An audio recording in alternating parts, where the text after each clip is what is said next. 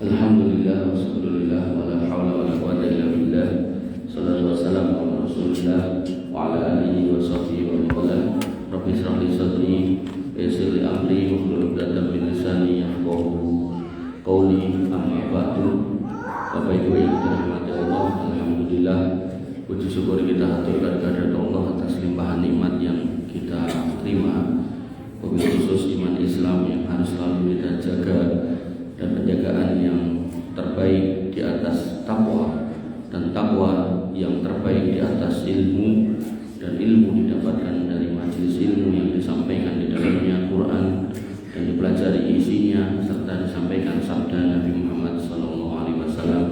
Itulah sebenar-benarnya ilmu, dan orang-orang yang melazimi majelis seperti itu Allah janjikan melalui nabinya ketenangan jiwa, rahmat, perlindungan, penjagaan, dan bahkan nama-nama kita akan disebut oleh Allah Subhanahu wa taala di sisi malaikat yang ada di sekitarnya. Dan nanti dalam keutamaan majelis ilmu masih banyak, yaitu jenengan akan didoakan oleh malaikat, Allahumma ighfir lahum warhamhum. Dan kita duduk di antara dua sholat, maka selama kita bermajelis ilmu kita dihitung sedang sholat. Belum lagi nanti ikan-ikan yang ada di air semua meminta ampun panjenengan.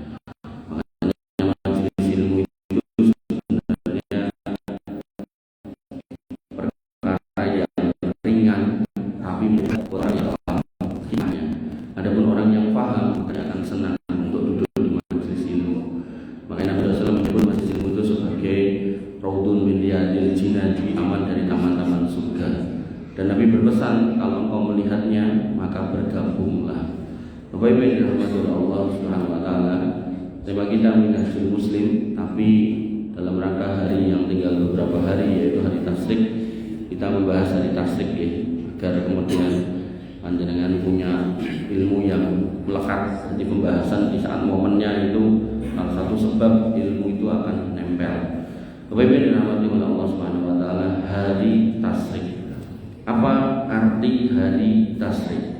Maka ketika kita melihat dalam istilah bahasa Arab, ada istilah saraqati syams, itu artinya matahari terbit atau matahari telah terbit. Kemudian dalam kalimat yang lain, syarraqas syai'a lisyamsi jazakallahu khairan, yang artinya matahari terbit lalu kemudian digunakan untuk menjemur sesuatu. Berarti hari Tasyrik itu hari di saat matahari panas. Sehingga nanti ada ulama yang punya pendapat dalam kitab Lisanul Arab. Pertama disebut hari Tasyrik karena pada hari itu kaum muslimin menjemur daging. Jadi daging yang didapat niku diirisi, dijemur biar bisa disimpan lama. Makanya nanti dalam sebuah hadis Nabi mengatakan kulu wa atimu wa dahiru, makanlah, kasih makan, dan simpanlah, suruh nyimpan. Di saat musim paceklik, kekeringan, larang pangan, Nabi pernah melarang tidak boleh menyimpan lebih dari 3 hari. Tapi larangan itu sudah dicabut. Jadi kalau mau nyimpan boleh. Apalagi sekarang nyimpennya kangge kulkas, freezer. Kadang ketemu kurban meneh dagingnya itu sehenten menjadi fosil watu gede gitu kan. Nah makanya Bapak Ibu yang dirahmati oleh Allah Subhanahu wa taala, tapi nggak bisa kita pungkiri loh, konteks panas ini di sana panas. Saya lihat di TV Saudi itu live, itu biasa nih nek tawaf itu nggak pakai payung itu bisa, nanti kita payung, berarti kan panas banget. Makanya ya berarti kondisi ini masih ada hari ini, panas dan riko. Bahkan berita yang viral itu kan masuk Saudi nggak pakai visa haji, dikeluarkan ke Jeddah, bingung jalan, dehidrasi, meninggal tuh. Nah makanya itu hal-hal yang memang menunjukkan kalau kondisi panas di sana, apalagi di hari Tasyrik itu masih terjadi. Kemudian pendapat kedua, karena kegiatan kurban itu terjadi atau dilakukan setelah matahari terbit, makanya itu juga bisa disebut hari Tasyrik. Artinya mataharinya terbit baru boleh kurban. Bapak Ibu yang dirahmati oleh Allah Subhanahu wa taala, Imam An-Nawawi menyebutkan bahwasanya Tasyrik itu, hari Tasyrik adalah setelah Idul Adha 11, 12 dan 13. Dan mayoritas ulama berpendapat yang sama. Nah, keutamaan hari tasyrik itu apa? Nabi SAW bersabda, "A'dhamul ayyami indallah yauman nahar summa yaumul qar." Hari yang paling besar di sisi Allah itu hari kurban, kemudian hari al-qar. Al-qar ditafsirkan oleh Abu Bakar radhiyallahu an, yaitu yaumul qar, yakni yaumul tsani min yaumin nahr, yaitu hari kedua dari hari kurban, berarti tanggal 11. Nah, di sini berarti maksudnya hari tasyrik. Bapak Ibu dirahmati oleh Allah Subhanahu wa taala. Kemudian Nabi bersabda tentang hari tasyrik lagi dengan sabdanya Yaumu Arafah, hari Arafah dari tanggal 9. Wa Yaumun Nahar, dan hari kurban tanggal 10 Dzulhijjah. Wa ayyamu tasyrik 11, 12, 13. Aiduna ahlul Islam, hari raya kita orang Islam.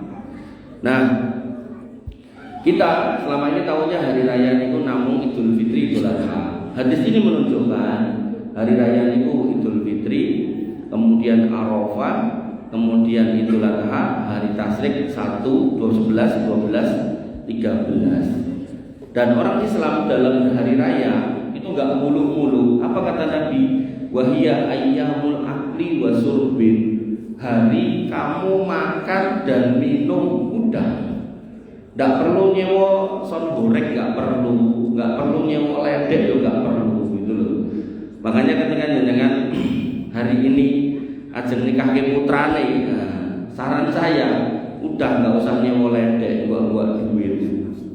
Sampai saya itu pernah berdebat sama salah satu IO di Solo, IO besar. Ada acara nikahan di Hotel Jana, saya suruh ngisi. Ya mikir saya ya paling orang 15 menit gitu loh. Lah kok bilang sama saya 5 menit tadi. Sediluk menit lagi pembukaan gitu. Jatah jenengan 5 menit gitu. Saya tuh mikir jenenge nikahan itu kan yang dicari itu kan doa restu kan kata judulnya itu. Lagi sing ndongake 5 menit lah teko ledeke nek ora enten. Kuwi pirang menit gitu. Yo iso sejam loh. Malah ledeke suwe gitu. Artinya ketika jenengan ngersake putrane itu dalam pernikahan itu sakinah mawaddah warahmah ya kudune gitu loh. Sing ndongake kan rada suwe malah ledeke disuweke gitu. Ngoten nggih niku kewalik-walik. Makanya termasuk sonorek niku nggih itu wong enggak tahu ya muncul dari mana tur yo logikanya itu enggak masuk gitu loh. Mosok lewat depan rumah marahi gendeng rontok, kaca pecah, bahkan kadang tembok sing semene kurang iso meletek lho, Pak. Niku terus sing di omah ditekoki, "Pak, pripun jenengan iki omahe ngeten-ngeten?" "Ora apa-apa, Mas, omahku ambruk aku ya ikhlas." Kok ya bodoh men ya. Lah kan mesti dia nyelengi kok dari beli lemahnya, masang fondasinya, mau itu KPR ya tetap cicil kan gitu. Mosok rontok goro-goro kayak gitu kok ya ora protes ora apa ya. Itulah setan gitu. Ternyata setan menghiasi sesuatu yang batil sampai kemudian malah didukung seperti itu. Sekali lagi ya, hari raya kita itu ya cuma makan minum udah. Ora usah aneh-aneh, ndak usah nyewa-nyewa macam-macam, ndak usah yang sifatnya malah napa mubazir menghambur-hamburkan harta. Saya setuju. Makanya Bapak Ibu yang dirahmati oleh Allah, kalau kita mau introspeksi pernikahan dalam Islam itu simpel, saya sampai Khalifah Utsman bin Affan itu ya saking nggak terlalu punya banyak duit, begitu masuk Madinah itu tidak punya apa-apa, beliau berbisnis begitu bisa membeli emas segede jari kelingking jendek ini, melamar wanita Madinah, dan dalam proses melamar itu kemudian dinikahi, dan nikahnya diam-diam. Bayangkan Nabi lo nggak diundang. Nabi nggak diundang, begitu ya saking nggak ada, saking merasa ini pernikahan yang sangat-sangat sederhana, yang penting sah gitu. Sampai Nabi aja nggak diundang. Nah, cuman orang Arab niku nek nikah niku ngangge minyak wangi, warnane kuning, rambune khusus, dadi ketok. Makane jenengan nek mundhut parfum niku mungkin enten Arab niku parfum khusus yang mau nikah. Ampun ngangge niku, mungkin nek garwa jenengan ngertos ki popeh kawin neh bojoku. Warnane kuning kan ambune khusus gitu kan. Nah, maka beliau lewat dekat Nabi, kemudian Nabi bertanya, "Kowe bar nikah tau?" Kemudian Utsman bin Affan menjawab, "Iya." Apa kata Nabi? Satu kalimat yang itu menjadi fondasi dasar buat kita kalau mau mencontoh sunnah Nabi. Beliau mengatakan tentang resepsi pernikahan, "Aulim balu bisya." wali mau senajan membeli wedhus siji. Ya. Wedhus siji kalau kembali ke soal kambing kemarin berarti samina ini ya, yaitu yang gemuk dan yang mahal. Artinya paling boten ya wedhus gede itu siji mawon.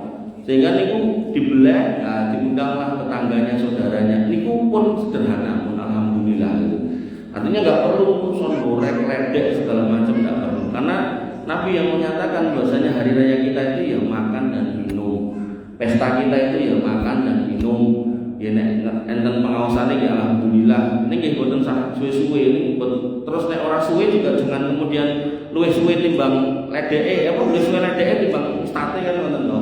Makanya Bapak Ibu yang dirahmati oleh Allah Subhanahu wa taala, ini hal-hal yang harus kita koreksi. Kemudian karena di situ adalah ayyamul akli wasurbi, hari untuk makan dan minum, maka disepakati oleh para ulama tidak boleh berpuasa. Tidak boleh berpuasa. Dan tidak boleh berpuasa ini bukan cuma untuk orang yang sedang haji, tapi kita juga.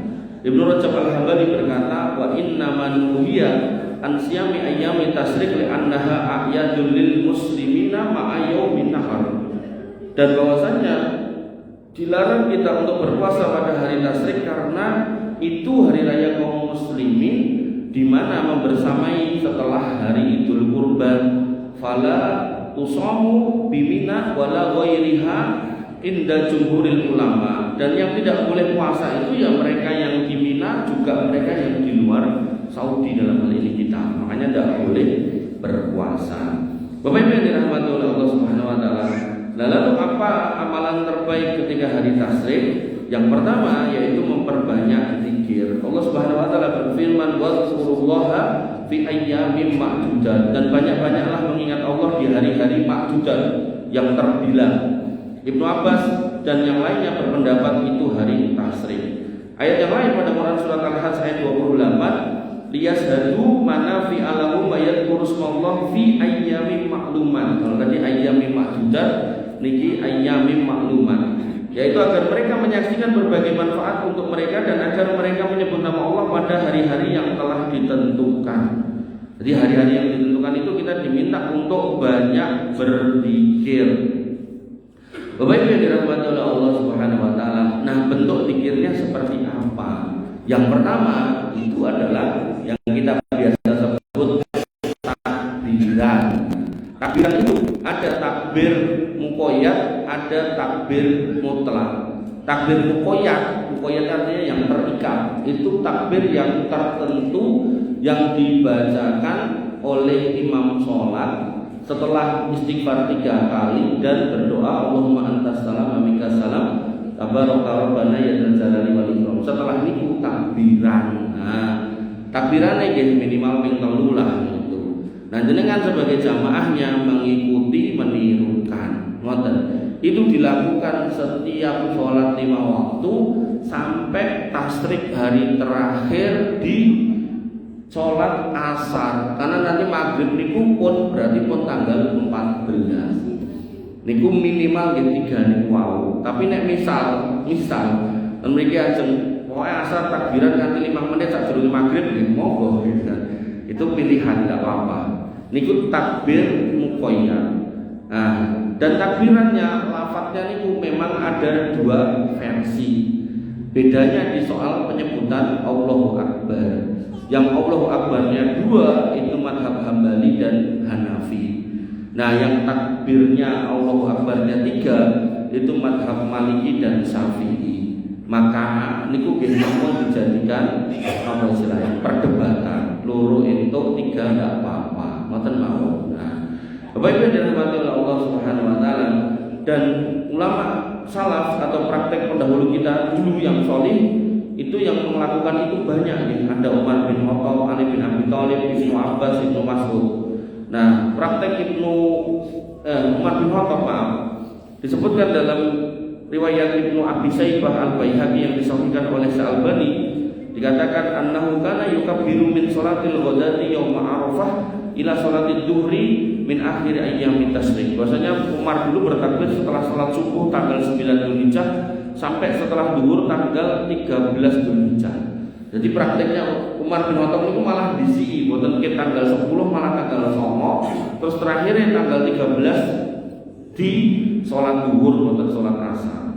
Kemudian Ali bin Abi Thalib annahu kana yukabbiru min sholatil fajr yaum Arafah ila sholatil asr min akhir ayyamit tasyrik wa yukabbiru ba'dal asr.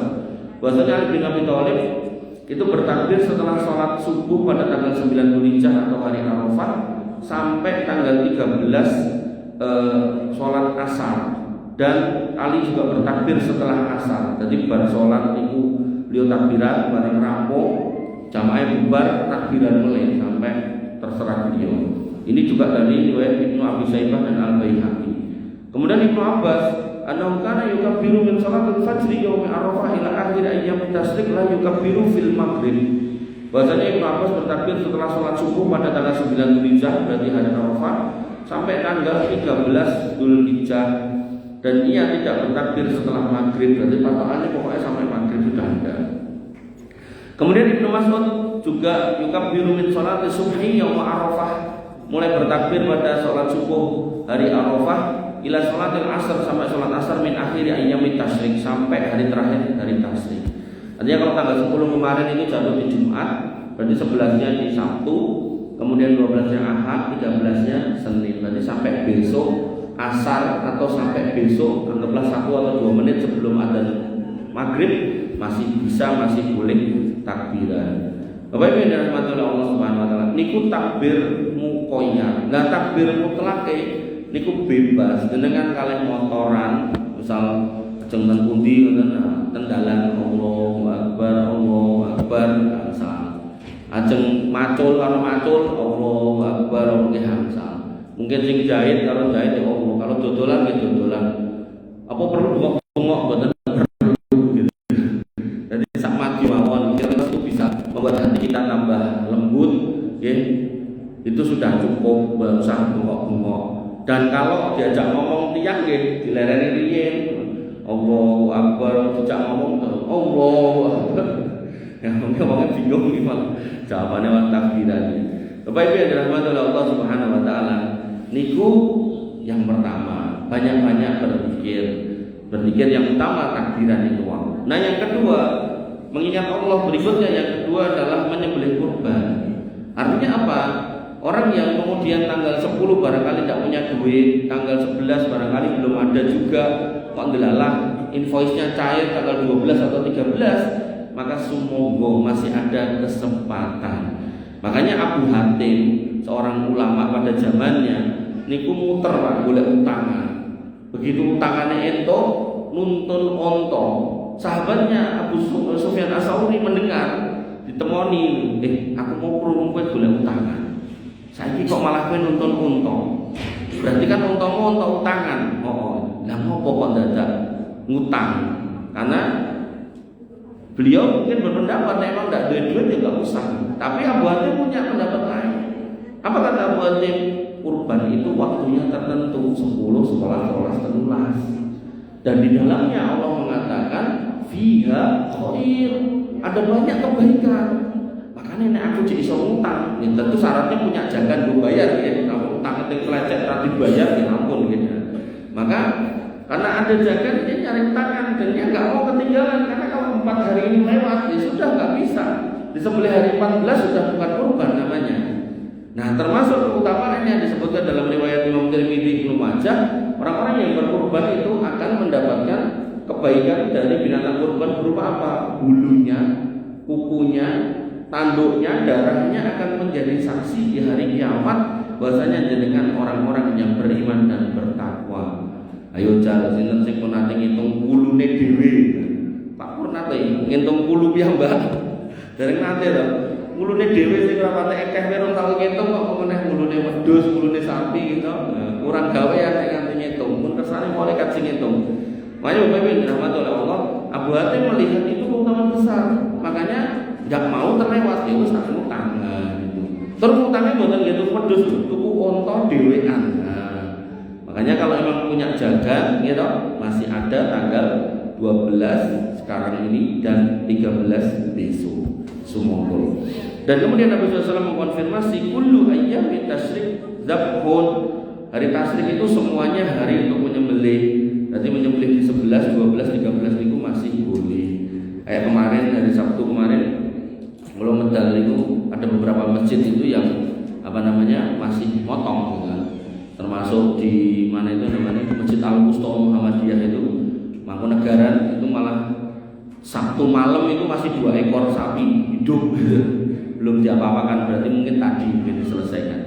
Makanya Bapak Ibu yang dirahmati oleh Allah Subhanahu wa taala, ya jadi kalau memang kita baru ada duit sekarang ya monggo masih ada waktu. Kemudian termasuk bentuk zikir kepada Allah adalah ketika kita tadi karena hari makan dan minum, maka kalau makan dan minum jangan lupa mengucap nama Allah ketika memulainya, dan ketika selesai jangan lupa memuji Allah. Bismillah walhamdulillah.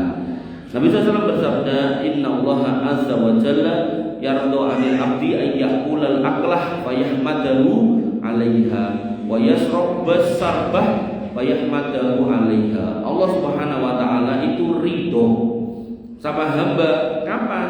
Ketika makan makanan dia memuji Allah, dan ketika dia minum minuman dia memuji Allah. Pramila Bapak Ibu dirahmati oleh Allah Subhanahu wa taala, Allah niku nek sampun ridho, maka apa yang menjadi permintaan jenengan akan diberikan. Kok enggak diberikan? Allah punya hikmah besar kenapa itu enggak diberikan. Bisa jadi ditunda di waktu yang akan datang, bisa jadi diganti dalam bentuk yang lain, bisa jadi mungkin sing nyuwun bapake dikeke putrane atau putune mekaten. Pramila boten sah dipenggalih jero-jero. Yang jelas kalau Allah sudah ridho, insya Allah kebaikan demi kebaikan, keberkahan hidup itu datang kepada panjenengan. Dan itu tidak akan membuat hidup itu tambah sulit, tambah rumit, insya Allah tambah mudah. Mula sak dari makan mau dividoi bojo kula video Zakir Naik. Zakir Naik ngertos toh? Nah, itu beliau ceramahnya enggak cuma dalam kota, luar negeri bahkan. Tapi apa kata beliau? Saya kalau diundang ngisi di luar negeri, saya nggak mau dibelikan tiket pesawat. Saya nggak mau dibelikan tiket pesawat, saya beli sendiri. Belum batin. Aku nek mengkono rene aku ora disamoni ra wong cedak. Nah iki nek luar negeri aku yo moh yo larang tikete kok. Enek wong ngene iki lho ya kan kaget kok enek wong ngene iki gitu kan. Tapi beliau punya kalimat indah, apa itu? Saya tidak mengharamkan menerima itu cuman untuk saya, kata dia. Saya ingin mendapatkan pahala paling besar dan paling sempurna dari sisi Allah. Delalah MC ini kan wong Indonesia, niku sing sinten Richard Lee sing lagi mlebu Islam niku lho. Teko dhek ngoyak terus lho jenenge wong pinter ya. Jadi jawab enek pertanyaan berikutnya doyak terus. Lah jenengan kok dit kok ngendi gitu. Dia pun mengatakan, saya punya ide-ide bisnis. Nah ide-ide saya disambut oleh sebagian orang, kemudian dibuatlah perusahaan, dan perusahaannya jalan semuanya. Dari perusahaan yang jalan melalui ide saya ditransfer duit tanpa saya harus kerja, tapi saya bisa dakwah. Nah bojo kula nyandai HP ini ditutup kayak apa ya kayak HP ngimpi mulai yang ini gitu. Ini kalau enak sing nawari perusahaan niku wae. Duwene perusahaan dhewe ya. Makanya Bapak Ibu dirahmati oleh Allah Subhanahu wa taala. Ngoten nggih. Jadi ketika Allah itu sudah ridho sama seseorang, rezeki itu gampil saestu. Tapi nggih niku wau, prosesnya itu kita harus penuh keyakinan, dan menuju penuh keyakinan itu sampai kemudian barokah itu datang, kadang itu penuh perjuangan dan kesabaran saestu.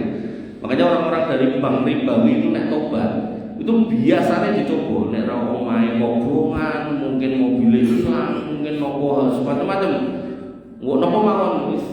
Tapi kalau dia istiqomah, mungkin beberapa tahun kemudian rezeki itu teko. Tapi gini, memang butuh kesabaran, butuh keyakinan, dan butuh tekad yang besar. Niku nek mboten wong tetek, wong tegel, wong kuat itu rasa megap-megap. Bapak Ibu yang dirahmati oleh Allah Subhanahu wa taala, dan Allah dalam konteks hari tasyrik makan dan minum tak ridhonya enggak banyak. Makanlah, minumlah sak seneng-senengmu sing halal dan thayyib niku, tapi nggih niku mau ucapkan bismillah ketika makan, ucapkan alhamdulillah setelahnya sudah gitu. Bapak Ibu yang dirahmati oleh Allah Subhanahu wa taala. Kemudian termasuk untuk zikir khusus di hari tasyrik yaitu kita diminta untuk banyak-banyak berdoa. Nah, doa niku enten dua. Doa yang bersifat dzikir memuji Allah, artinya nggak ada unsur permintaan di dalamnya. Kemudian yang kedua, doa yang isinya permintaan. Makanya nanti di 10 hari terakhir bulan Ramadan, Ibunda Aisyah pernah bertanya, kalau aku meyakini malam itu malam Lailatul Qadar, apa yang akan sebaiknya aku ucapkan ya Rasul? Kata Nabi, kuli ucapkan, Allahumma innaka afun tuhibbul afwa fa'fu anni. Ya Allah, Engkau Rabb yang Maha Pemaaf, maafkan hamba karena Engkau mencintai memberikan maaf. Nah, ini ada unsur permintaan. Nah, dalam konteks hari Arafah, Nabi mengatakan doa terbaik itu adalah la ilaha illallah wahdahu la syarikalah lahul mulku wa lahul hamdu wa huwa ala kulli syai'in qadir. Berarti ini maknanya zikir. Nah, begitu masuk di hari tasyrik, Ikrimah murid dari Ibnu Abbas mengatakan karena yustahabbu ayyuqala fi ayyamit tasyrik, bahwasanya para sahabat Nabi itu menyukai membaca pada hari tasyrik Rabbana atina fid dunya hasanah wa fil akhirati hasanah wa qina adzabannar. Nanti ini dikonfirmasi oleh Anas bin Malik, muridnya Nabi SAW sendiri. Beliau mengatakan karena aksaru doa in Nabi sallallahu alaihi wasallam, Allahumma Rabbana atina fid dunya hasanah wa fil akhirati hasanah wa qina adzabannar. Allahumma ya Allah, Rabb kami, berikanlah untuk kami di dunia kebaikan dan di akhirat kebaikan, dan selamatkanlah dari azab api neraka. Nah, karena doa ini terkumpul minta kebaikan di dunia dan di akhirat, maka orang Indonesia nyebutnya doa sapu jagat. Walaupun penamaan sapu jagat ini nek dibolehin kitab-kitab fikih nopo kitab hadis itu enggak ketemu, tapi juga enggak bisa disalahkan juga, enggak apa-apa, karena doanya ini doa yang sifatnya global tapi mencakup semuanya.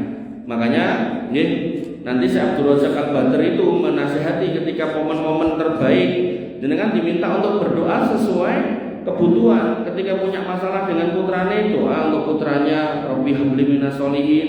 Punya masalah sama pasangannya, doa untuk kebaikan pasangannya. Punya masalah dengan utang, doa untuk diselamatkan dari utang, dan seterusnya dan seterusnya. Tapi kok barangkali bingung meh donga apa. Saking ngukai masalah bingung meh donga iki yo kene kono yo ngono gitu kan. Akhirnya beliau mengatakan, sudah, ucapkan saja Rabbana atina fid dunya hasanah wa fil akhirati hasanah wa qina adzabannar. Dan ketika misalnya dengan mengucapkan itu kan doa global, maka mau tambahi batinan, batin terkait masalah jenengan. Sehingga spesifiknya itu berdasarkan batinan. Kenapa? Karena Allah berfirman pada hadis qudsi, ana idadoni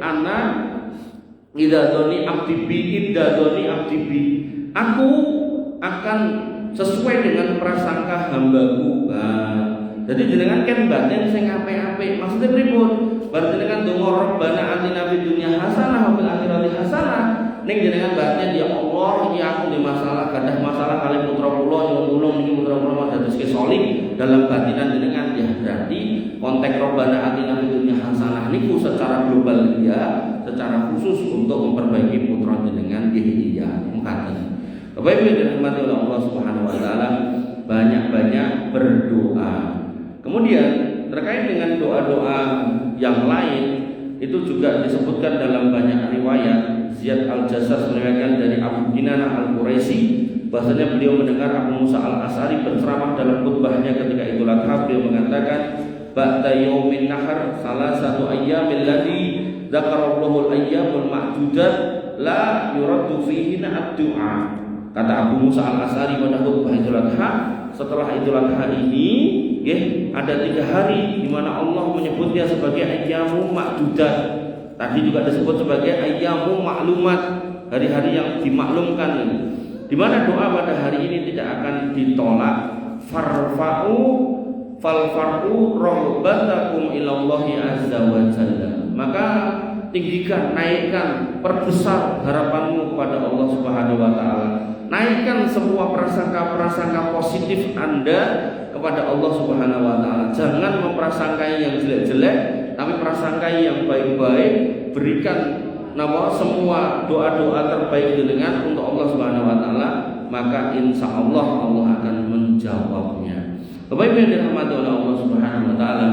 Kemudian hal yang harus atau sebaiknya dilakukan seorang muslim pada hari tasyrik yaitu memperbanyak ibadah, semua ibadah.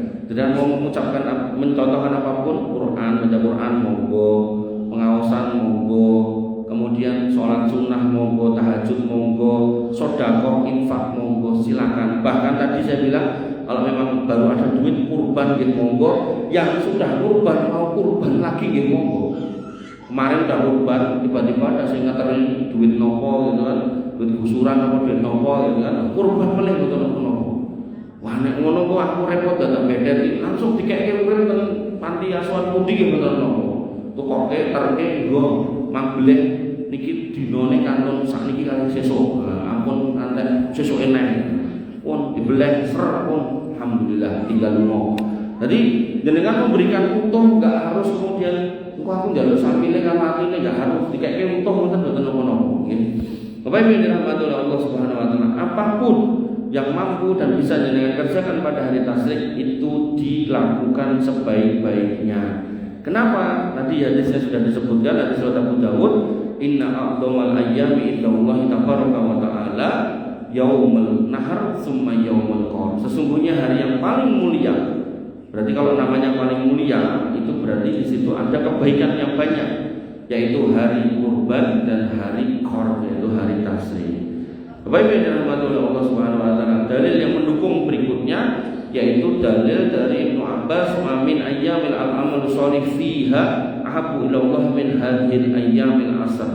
Bahasanya hari yang amal soleh itu lebih baik itu tidak ada hari lain kecuali 10 pertama bulan Dzulhijjah. Nah, senajan sudah lewat, ini sudah tanggal 12, maka masih punya kebaikan melalui hadis yang tadi sudah disebutkan. Nah, pertanyaan berikutnya, karena dari tasyrik itu 11, 12, 13 dan ayyamul bid itu 13, 14, 15, berarti kan tempuh 11, 12, 13, kita tahu 14, 15. Nah, tempuh ke 13. Lalu gimana kalau kita mau puasa ayyamul bid? Ayyamul bid itu banyak keutamaannya, diriwayatkan dari Abu Dzar.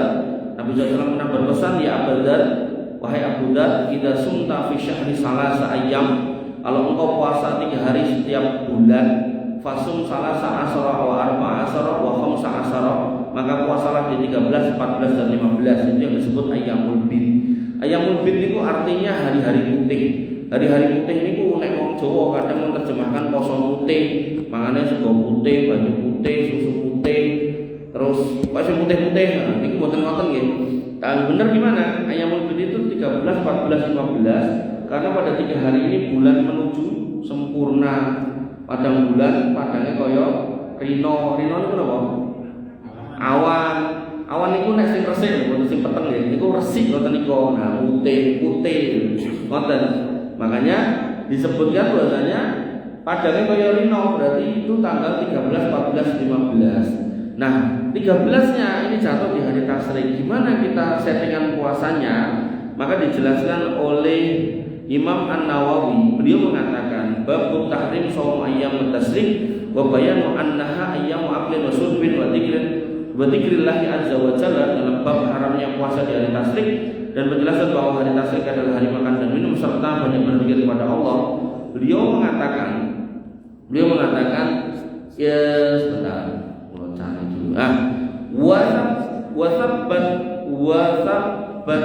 ahadisu fi sahih bi shaumi salasi ayyamin min kulli syahrin min ghairi ta'yini li waqtiha.